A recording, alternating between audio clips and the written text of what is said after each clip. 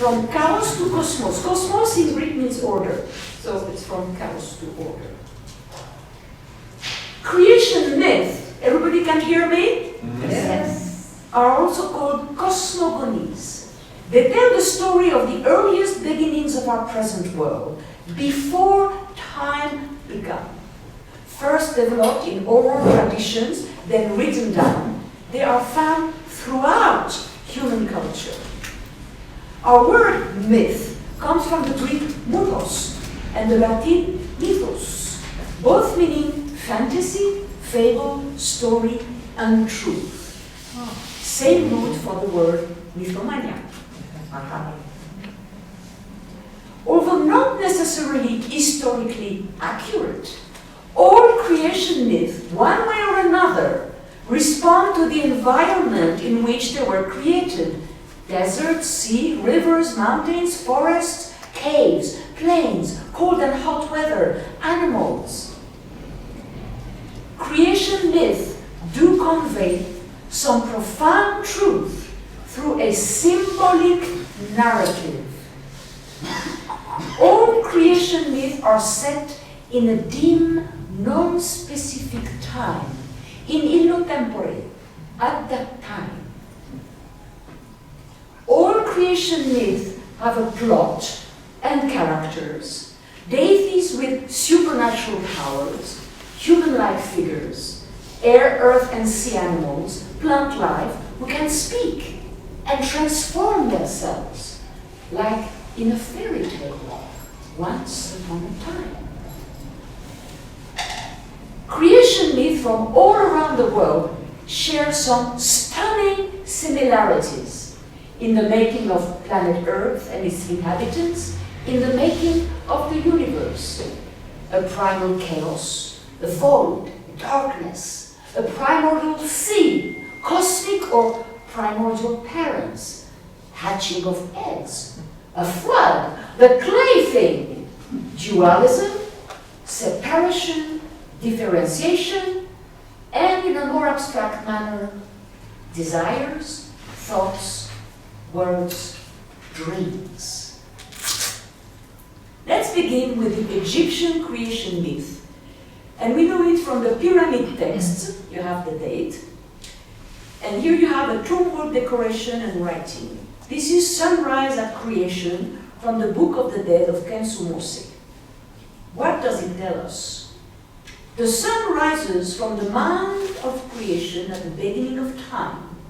The center circle represents the mound, and the three orange circles are the sun in different stages of its rising. At the top is the horizon hieroglyph, with the sun appearing on the top of it. At either side are the goddesses of the north and south, pouring out the waters that surround the mound. The 8 stick figures are the gods of the Ogdoad, hoeing the soil. The ancient Egyptians had many creator gods and associated legends. Thus, the world, or more specifically Egypt, was created in diverse ways according to different parts of the country. In all of these myths, though, the world was said to have emerged from an infinite, lifeless sea. And when the sun rose for the first time in a distant period known as which means the first occasion, and here you have a moon, the god of water of chaos, who leaves the bark of sun ra as scarab and sun disk. Since the Nile River with its annual floods played a critical role in the Egyptian cosmic order, it should come at no surprise to find that water is the fundamental element in the Egyptian ideas of creation. The Nile flooding. So, in the beginning, there was only the swirling watery chaos called Nu. Out of these chaotic waters rose Atum. Atum is the sun god, self-created creator. and he was born out of a blue giant lotus flower, which is actually a blue lily. Atum created himself from his thoughts and will. Atum created a hill, the primeval hill, because he was all alone in the world without a mate. He made a union with his shadow in order to create more gods. Atum is regarded as a bisexual god and was sometimes called the great he-she. The Egyptians were thus able to present Atum as the one and only creative force in the universe. So before our three monotheistic religions, we already have in preparation a one supreme being. Atum gave birth to his son Shu by spitting him out, and he vomited his daughter Tefnut. Shu represented dry air, and Tefnut was moisture. They were sister and brother, but also wife and husband. Shu and Tefnut were twins from Atum and believed to be two parts of one soul. Shu means dry, parched, withered, god of air. If he were ever removed from his place, then chaos would reign over the earth. He was believed to hold powers over snakes. He held the ladder the deceased used to climb to heaven. Tefnut, the goddess name, is related to the root tef, to spit, and the moist, nu, sky, waters. She is depicted in the form of a woman who wears a solar disk with two cobras, and sometimes she has the head of a lioness. Shu and Tefnut continued the act of creation by establishing a social order. To this order, Shu contributed the principles of life, and Tefnut the principles of order. Shu and Tefnut gave birth to Geb, the earth, and Nut, the sky. In French, we have the word gleb, which means earth, very linked to Geb, and nuit, which means night, very linked to Nut. The air god Shu, with an ostrich feather on his head, is supporting the sky goddess Nut. Here you see Nut arching her body over the world to form the heavens. Geb and Nut gave rise to 4 children who represented the forces of life.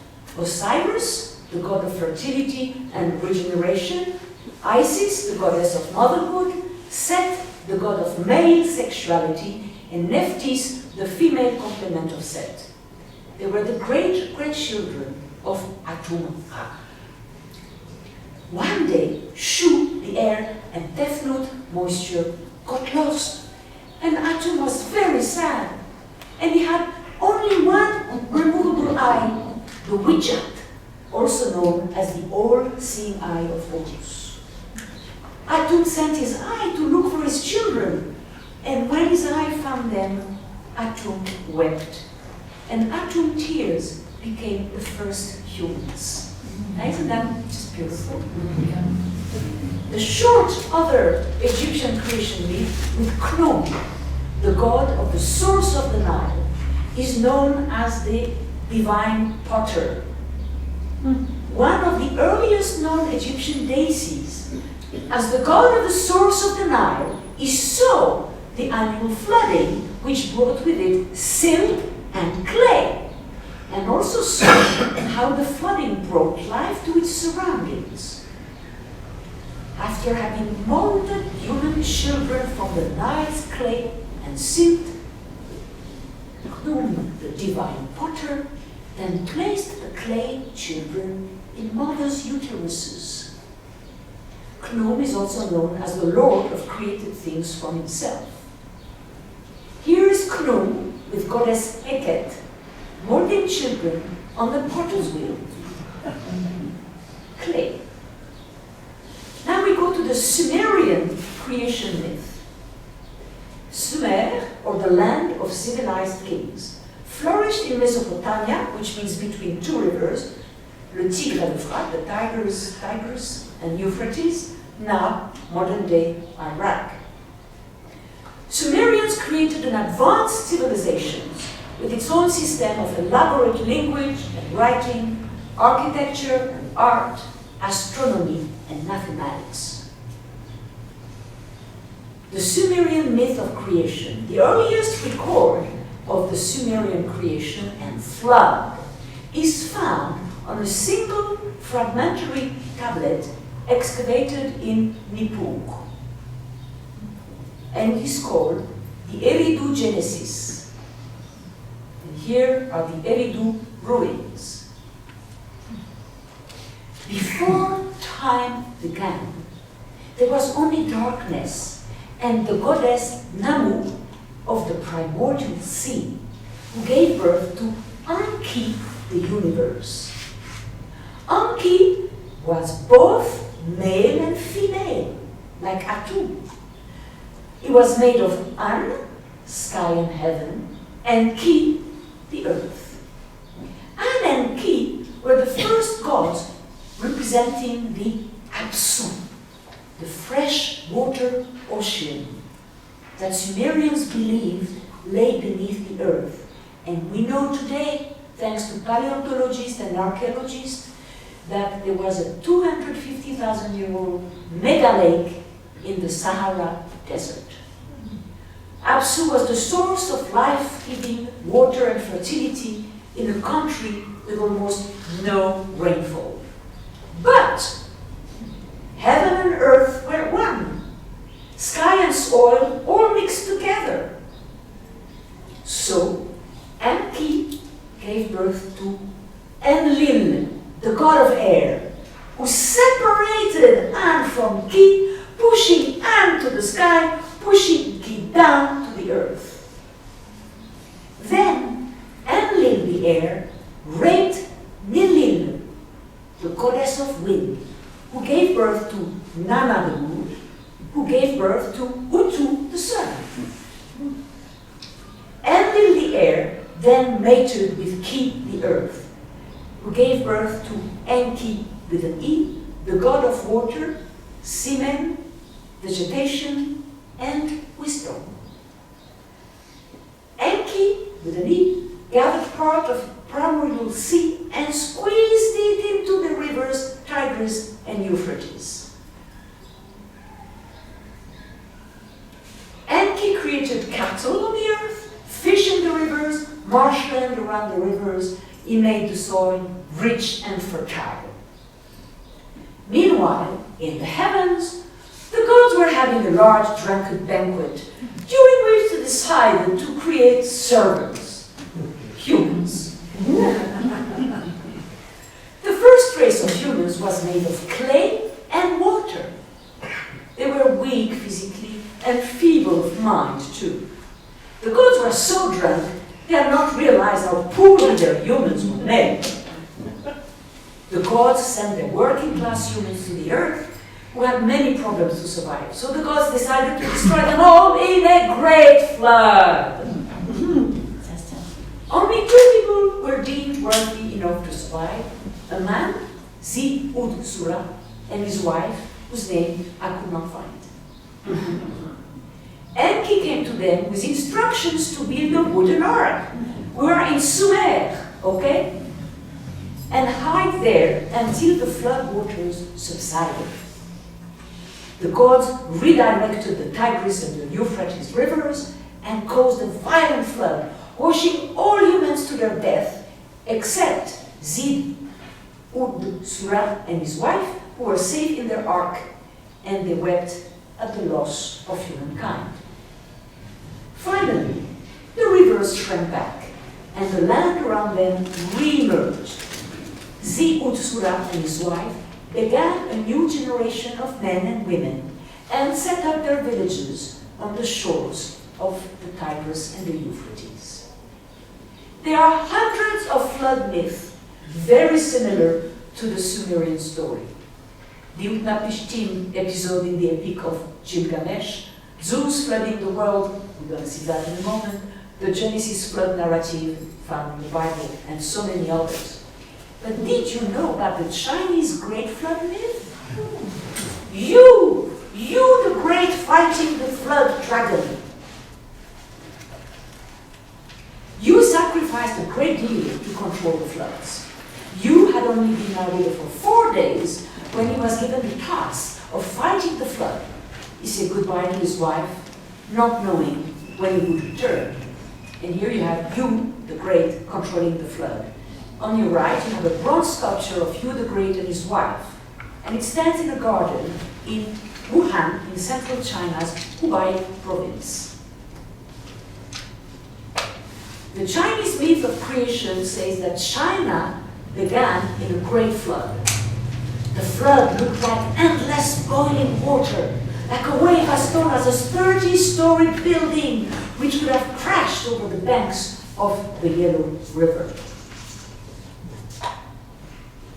The flood is pouring forth destruction, boundless and overwhelming. It overtops hills and mountains, rising and ever rising. It threatens the very heavens, goes the quote attributed to the legendary Emperor Yao.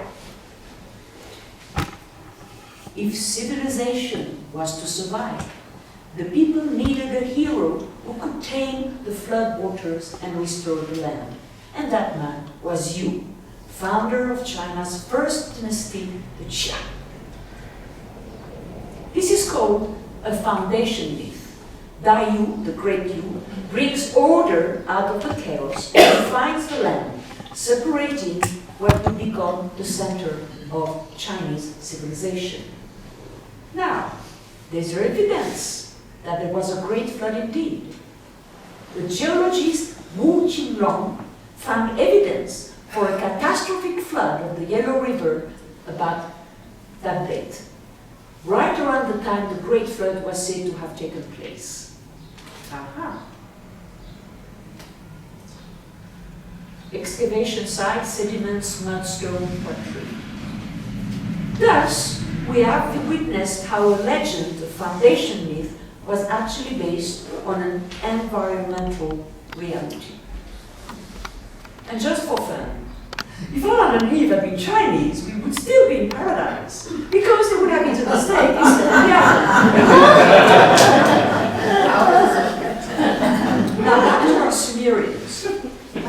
The first man, Adapa, was created in Eden, which means flat terrain, with the help of Enki and Ninki.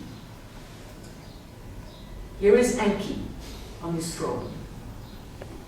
Another Sumerian creation myth involves extraterrestrials, the Anunnaki, which means those who from heaven came, or princely seed. They are a group of deities appearing in the Enuma Elish creation myth. And this is a reptilian-looking Anunnaki from the Sumerian time. And here you can see on this very bad slide, that's all I could find, a spaceship, the Anunnaki, on their celestial ship. On a Sumerian low relief, here's a depiction of an Anunnaki with wings and a reptilian bird head. Another Sumerian low relief shows a cosmic planetary system. The Anunnaki winged disc symbol, angelic or alien. I find it interesting to link it to the Buddha Dharmakakra wheel, which is an early Indian solar symbol of sovereignty, protection, and creation. It appears on clay seals from 2500 before our common era. Isn't that amazing? The Greeks. In the beginning there was an empty darkness, a day. And the only thing in this void was Nyx, a bird with black wings. Nyx, painted by Gustave Moreau, a French symbolist, 19th century, with the black bird. With the wind, she laid a golden egg, and for ages she sat upon this egg. Finally, life began to stir in the egg, and out of it rose heroes. god of love. It became Cupid with the Romans. Nix's egg broke into two halves. One half of the shell rose into the air and became the sky, and the other fell down and became the earth. Eros named the sky Uranus and the earth Gaia. And then Eros made them fall in love. Here is Gaia and Uranus and Gaia. They made love, and they had many children, who had many children. And Uranus and Gaia's children were afraid of their own children's power. So what happens? Kronos, the god of time, one of Uranus' child, in order to protect himself, swallowed his children when they were still infants. But his wife, Rhea, hid their youngest child. She gave her husband Kronos a rock wrapped in swaddling cloth, which he swallowed, thinking it was a son. And here is the most powerful representation of Kronos, Saturn in Roman mythology, eating one of his children by Goya.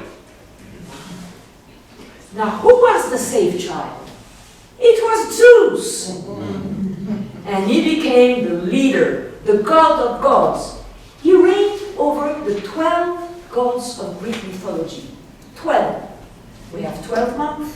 Our day is divided in 12 hours midday, 12 hours till midnight. We have 12 apostles and 12 pillars in churches. We should do some gematria here.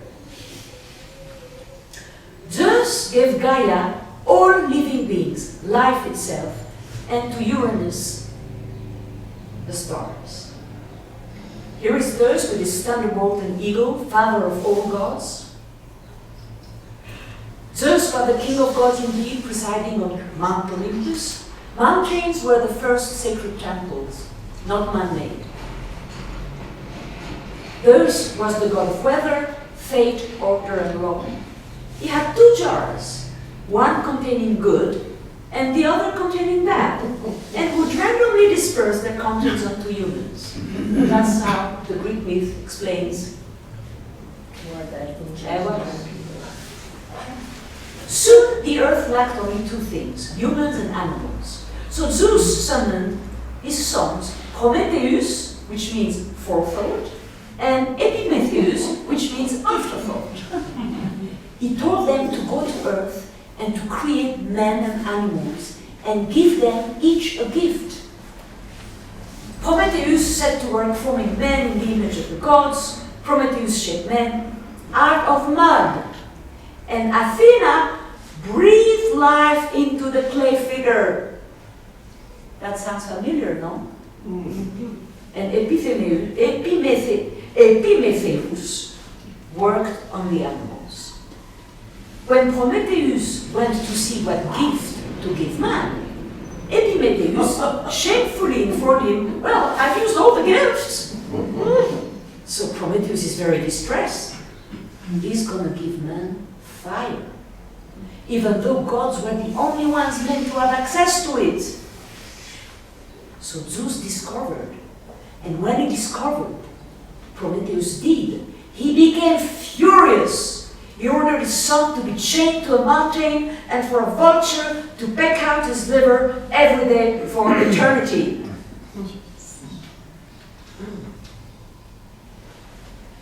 The creation explanation of evil, besides Zeus's jars, is Pandora. Zeus ordered another of his sons, Hephaestus, to create a woman of great beauty and cunning, out of clay. That was the first woman, Pandora.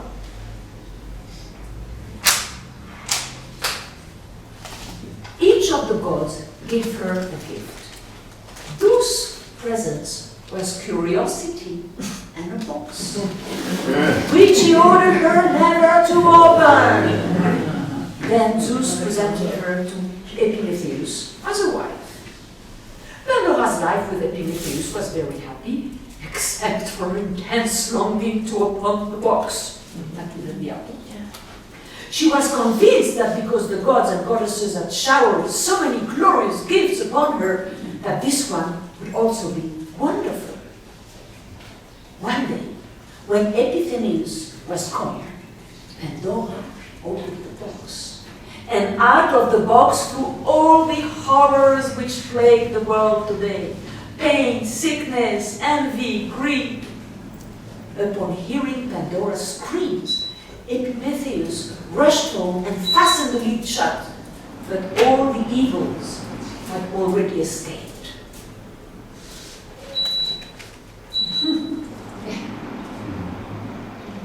Later that night, they heard a voice coming from the box saying, let me out, I'm Hope.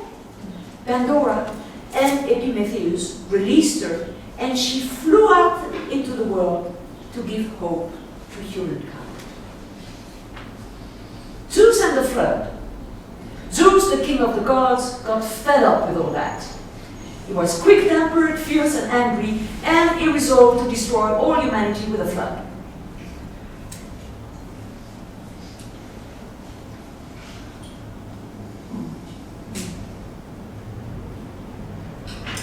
Then, Deucalion, son of Prometheus, constructed an ark in which he and his wife, Pandora's daughter Pyrrha, which means fire, rode out the flood and landed on Mount Parnassus.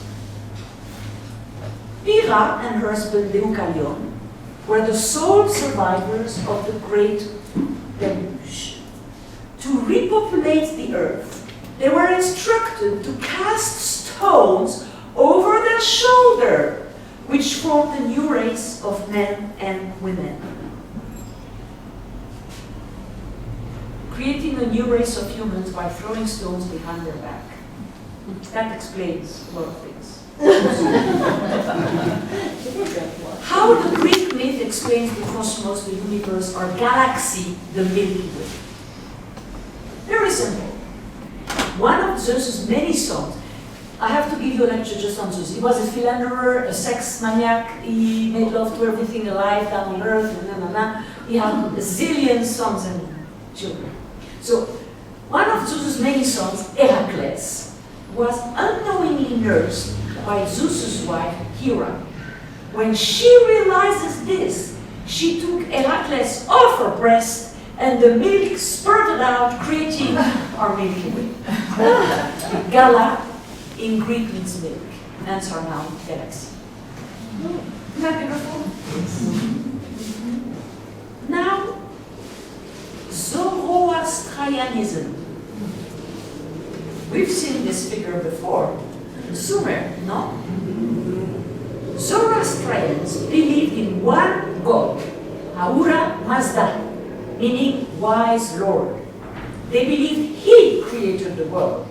The truth was revealed through their prophet Zoroaster, who is not worshipped, but is followed as the directed path of truth and righteousness. Zoroastrianism is not only the first monotheist religion, but the first ecological religion, because followers believe in the purity and goodness of God's creation, and they try not to pollute, not to destroy things in nature, including rivers and trees. Here's Ahura Mazda, also known as Hormuz, the wise lord, monotheism.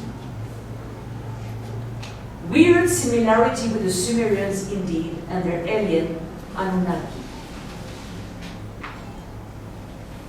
So Ahura Mazda is the one God, creator of everything. There is a dualism between good and evil. Ahura Mazda is the father of two twin spirits, Spenta Menu, the Holy Spirit, and Angra Menu, the spirit of destruction, also known as Arima.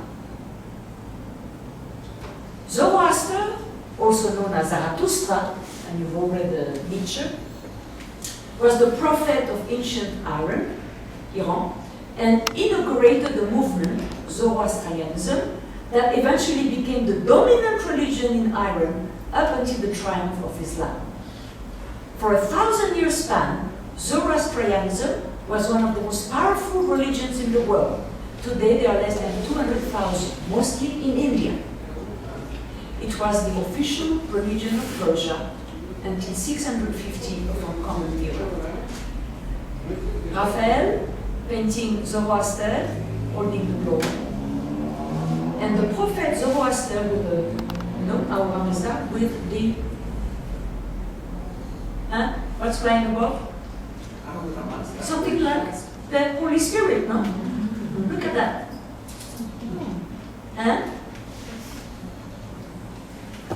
In the beginning, there was nothing in the world but Ahura Mazda, the wise Lord, who lived the endless light. There was also the evil spirit, Ahriman, who lived in the absolute darkness. And between these realms was emptiness. One day, Ahura Mazda decided to make different creations. He created the sky, pure water, the earth, plants, animals, and the first man, known as Yima, but then called Gayomar. And last, he created fire, which he gave to humankind to prepare food and overcome cold. And here are two fire altars, Nagerota in iron. Fire represents God's light and wisdom, and also symbolizes the purity of the elements. The evil spirit was angry at the wise Lord's creations, but most of all at mankind. So Ahriman, the evil spirit, brought humans sickness and death. But the evil spirit was ignorant. He thought he had destroyed the first man, Gayomar, but from his bones grew a rhubarb plant. And from the rhubarb plant grew Mashia and Mashiana, Adam and Eve. Mashia and Mashiana promised the wise Lord that their children would help him in his battle with the evil spirit. They gave birth to 15 sets of twins, and every pair scattered around the world and became a race. A saying, do not do unto others whatever is injurious to yourself. Sounds familiar? The development of monotheism, Judaism, and Zoroastrianism. In the biblical Genesis, the Torah creation myth. For the Jewish people, and the Christian too, the Genesis part of what is called the Bible, which really only means book from the Greek Biblos, is to be found in the Torah, in the five first books of the Bible, known as the Pentateuch. And like Zoroastrianism and its one god, Ahura Mazda, the Jewish creation myth begins with one God, creating everything. It starts saying by Bereshit haya dabra. In the beginning was the word. Bereshit, in the beginning, haya was dabra, the word. A little bit of Kabbalistic midrashic. If you take the shin out of Bereshit, shin creates the word esh, fire. So you take the fire out of the beginning and you have brit, which means alliance. It's a way of explaining the Big Bang. The 6 days of creation in Genesis find a parallel in the 6 periods of creation described in the Zoroastrian scriptures. Humankind, according to both religions, is descended from a single couple, Mashia man, Mashiana woman, Adam and Chava, Eve. The book of Genesis opens the Hebrew Bible with the story of creation. God, a spirit hovering over an empty, watery void, creates the world by dabra, by speaking into the darkness and calling into being light, sky, land, vegetation, living creatures over the course of 6 days. The Lord God, Hashem, said that it is not good for Adam to be alone, and he decided to create Chava, Eve, a companion and helpmate for him. In Hebrew, Adam means an earthling made of clay earth, Adama meaning earth, and blood, dam. So he's a red earthling. Adam was made of clay, into which God breathed his spiritual ruach, spirit inhabiting matter. We've met that with Athena, breathing spirit, remember? Chava Eve means he felt, experienced life through Chava, mother of all human beings. Chavaya means the experience of life. By doing that, it integrates the feminine, Chava, Eve, into a patriarchal system. She, after all, came out of Adam's rib. But, you know, I think there is a mistranslation. It doesn't say the rib, it says the side, from his side. There are a lot of mistranslations. Every land animal and every animal of the air was brought to Adam, and he named them. But none of the animals were a fit companion for man. So God caused Adam to fall asleep, and it says he took out of one of his ribs. Possible mistranslation, not rib but side. Chava came out of Adam's side. Very, very different. From this side rib, God, I forgot the little dash in between, created woman as man's companion and helpmate. Little digression. In the Kabbalah, there is a very obscure second Genesis, where Adam is all alone, surrounded by the animals. He's so bored. He's actually mating with the animals, like on the Kajuharu temples in India. And he says to God, you know, really, this is not what I really want. I want somebody to talk to. And in the second Genesis, Chava, Eve, was created as a conversationalist. The need to communicate, to share. When Adam sees the woman, he says that she is bone of my bones and flesh of my flesh, recognizing that she has been made from his flesh. For that reason, she is called woman, which means from man. We're still in a very patriarchal system. The Zoroastrian God imparts his revelation and pronounces his commandments to Zoroaster on the mountain of the two holy communing ones. In the Jewish tradition, God imparts and pronounces his commandments to Moses on Mount Sinai. There is even a flood story linking Zoroastrianism to Judaism, linking Yima to Noah, the castle to an ark. When the world had become overwhelmed by the constant multiplication of its immortal beings, Ahura Mazda decided that the earth must be enlarged and a new beginning made. He warned the faithful King Yima, the first man, became the king, that a great flood was coming to cleanse the world, and that Yima had to protect himself and two of each species in his castle on top of the highest mountain. The flood came, and the world, except for Yima's castle and his inhabitants, was destroyed. When the flood passed, Yima opened its doors, and the world was inhabited again. In the Judeo-Christian creation story, we find the same scenario: the flood, the ark, Noah, and his wife Nahama were saved. Kabbalah's creation. This is the most abstract creation myth linked to a cosmic dimension. A gigantic cosmic explosion after God's contraction, tzimtzum, comes from the Hebrew verb letzamtzem, to contract. So imagine to infinitely small without, like an atom density.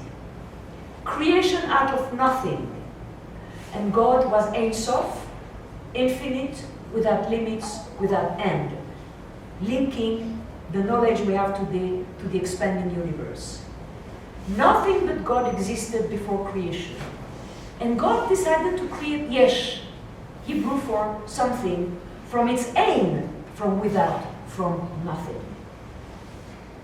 God needed to make space, to provide room for that which was not God, otherness. So God emptied himself, by contracting its infinite light to create a conceptual space for the creation of the universe. And that's Tzimtzum, contraction. In a great cosmic flash, God condensed into a point of infinite density, atomic density. This condensation is Tzimtzum. After this contraction, God exploded in all directions. It's the Big Bang. And thus was born the universe, and us in it. We now know that some of the atoms in our bodies are actually stardust that is billions of years old. Yep. From Tzimtzum to 16th century French Rabelais and his Big Bang cosmic fart. According to Rabelais, God got constipated from an indigestion. God had eaten too much cosmic dust. Then God let us out a huge, huge cosmic fart. And this is a NASA picture of a cosmic fart indeed. Very humbling to say the least. We humans are basically, according to Rabelais, refused by solar shit. And that explains a lot of what is happening since the beginning of time, and most recently today. The Islamic creation myth. Passages relating to creation occur in the Quran in different places, with the understanding that Allah was the creator of everything, universe, earth, every living creature, including humans. Islam is an Abrahamic monotheistic religion teaching that there is only one God, Allah, and that Muhammad was the messenger of God or prophet. Islam is a verbal noun originating from the triliteral root salam, which forms a large class of words all relating concepts of wholeness, submission, safeness, and peace. Salam, shalom. The Quran, le Coran en français, literally meaning the recitation, is the central religious text of Islam, which Muslims believe to be a revelation from Allah. So we've seen a lot of revelations and prophets. They believe that the Quran was verbally revealed by God to the final prophet Muhammad through the archangel Gabriel, called Jibril, gradually over a period of 23 years. And here is Muhammad receiving revelation from Jibril. A Big Bang. The Quran says that the heavens and the earth were joined together as one unit before we clove them asunder. Thus, the elements and what was to become the planet and stars began to cool, come together, and form into shape, following the natural laws that Allah established in the universe. He created the sun, the moon, the planets, each with their own individual course or orbits. It is He who created the night and the day, and the sun and the moon, and all the celestial bodies swim along, each its rounded course. The Islamic expanding universe. It says in the Quran, the heavens we have built them with power, and verily we are expanding it. Quite an intuition when compared to the knowledge we have today of the universe expansion. And because Allah is never done with His work, because the process of creation is ongoing, well. It also says that life came from water, made from water every living thing. Allah created every animal from water. Of them, some that creep on their bellies, some that walk on 2 legs, some that walk on 4 legs. And this verse supports the scientific knowledge that life began in the earth oceans. The creation of Adam and Hawa. Not Chava, Hawa. Human beings are considered a special act of creation. Islam teaches that human beings are a unique life form created by Allah in a special way, with unique gifts and abilities unlike any other. A soul and conscience, knowledge and free will. Muslims do not believe that human beings evolved from apes. They believe that the life of human beings began with the creation of 2 people, a male and a female. This is the primordial couple we have met ever since the Egyptian. they named Adam and Hawa. The Quran describes how Allah created Adam.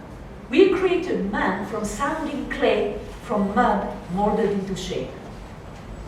Truly, I'm going to create man from clay. So when I have fashioned him and breathed into him his soul, created by me, then you fall down and prostrate to me. Same scenario. He began the creation of man from clay and made his progeny from a quintessence of fluid. We are made of mainly water inside of our bodies. Le Quran makes it clear that a mate was created with Adam from the same nature and soul in order that he may dwell with her in love. From these two individuals, generations of human beings have inhabited the earth. O humankind, we created you from a single pair of a male and a female and made you into nations and tribes so you may know each other, not that ye may despise each other. Now, little digression, I wish we could make a separation between the fundamentalists, the jihad, the Hamas, the fanatics, because indeed the moderate Muslims, the Muslims of all, they're not bad people. They're even afraid of what the fundamentalists are doing. And that's why it took a long time to show you that it's not only bad. Yeah. Small digressions on the clay thing from the Pygmies of Congo. It's the purple here, Congo. Pygmies. The Pygmies of Congo state that the supreme god, Konvum, created separately 3 different races of man out of 3 kinds of clay. 1 black, 1 white, and 1 red. Japanese! Let's go to the Japanese. Alors là, the names. Tenchi Kaibayaku. Creation of heaven and earth. Described in the first book of Kojiki in 712. Now I found quite extraordinary to see the Virgin of Guadalupe with all the rays coming out of her and look. Yes. Hein? Incroyable. So we have Amaterasu, who is the goddess of the sun and the universe. And in the Nihon Shoki book, known as the Chronicles of Japan, I make another link with the Egyptian. Atumra was also depicted as a sun disk, solar disk, with rays ending with sun, with the hands to give to human beings.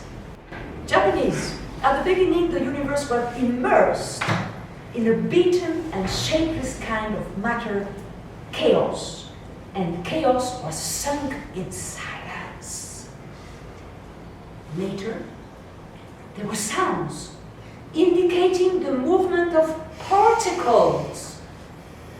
With this movement, the light and the lightest particle rose, but the particles were not as fast as the light, and they could not go higher. Thus, the light was at the top of the universe, and below it, the particles formed the clouds, heaven, which was to be called Takamagahara, high plane of heaven. The rest of the particles that had not risen formed a huge mass, dense and dark, to be called Earth. The first deities which came into existence, appearing at the time of the creation of the universe, are collectively called Koto Amatsukara Kabi. Kuniko Tsukachi was the eternal land ruler. And we have cosmic parents, the primordial couple, like Adam and Hawa, like Adam and Chava, like Mashiach and Mashiach. Izanagi, Izanami.